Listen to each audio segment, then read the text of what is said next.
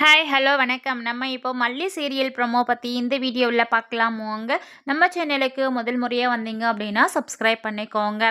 மல்லி பார்த்தீங்கன்னா நம்ம விஜய் வந்து காப்பாற்றிட்டாங்க. ஸோ அதனால் மல்லி விஜய் மேலே ரொம்ப பெரிய ஒரு அக்கறையும் பாசமும் இப்போ திடீர்னு வந்திருக்கு அப்படின்னு சொல்லலாங்க.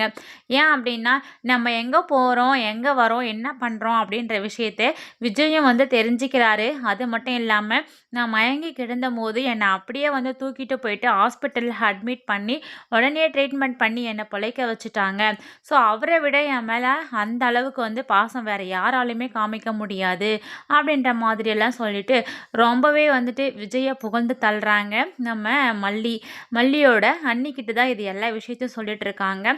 ஸோ அதுக்கு அவங்க சொல்கிறாங்க, அதாவது ஒருத்தர் மேலே வந்து திடீர்னு ரொம்ப பாசமும் அன்பும் பொழிகிறாங்க அப்படின்னா அது வந்து உன் மேலே ஒரு சந்தேகத்தோடவும் உன் மேலே வந்து ஒரு எப்படி சொல்கிறது, அது வந்து உண்மையான பாசம் கிடையாது, பொய்யான பாசம் அப்படின்னு சொல்லலாம், அது ஒரு நடிப்பாக கூட இருக்கலாம் அப்படின்ற மாதிரி சொல்கிறாங்க.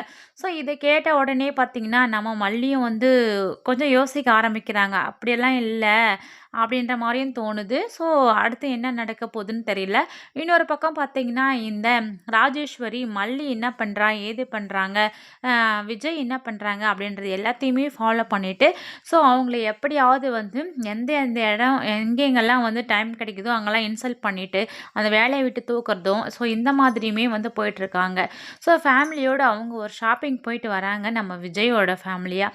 அப்பன்னு பார்த்து இந்த ராஜேஸ்வரி என்னோட கார் பஞ்சர் ஆயிருச்சு, நீ வந்துட்டு பஞ்சர் போட்டு தரையா, உனக்கு வந்து டபுள் பேமெண்ட்டை நான் கொடுக்குறேன் அப்படின்ற மாதிரிலாம் சொல்கிறாங்க.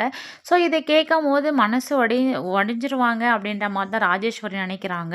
ஆனால் நம்ம மல்லி பார்த்திங்கன்னா செய்யும் தொழிலே தெய்வம் அப்படின்ற மாதிரி தான் நாங்கள் செஞ்சிட்ருக்கோம்.